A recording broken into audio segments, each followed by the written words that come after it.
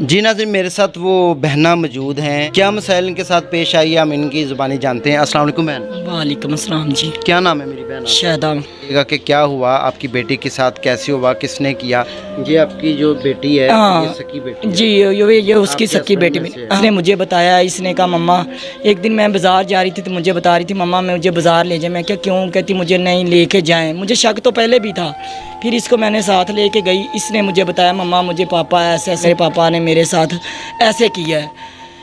अच्छा, फिर मैं घर आई, मैं घर उसको बताया, कहता मुझे गलती होगी, मुझे माफ़ी दे दी।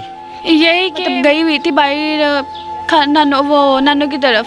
डायरेक्ट उन्होंने ये आपको अल्फाज बोल दिए, आपको कुछ नहीं कहा?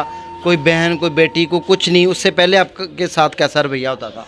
यही कि उसने मेरे साथ ज़बरदस्ती की है, बालों से पकड़ के मुझे अंदर ले गया। फिर उसने 4 मरतबा। 4 मरतबा। 2 दिन के बाद हमारी बेल हो जाएगी कि मम्मा की नानों की तरफ जाते होती थी ना, तो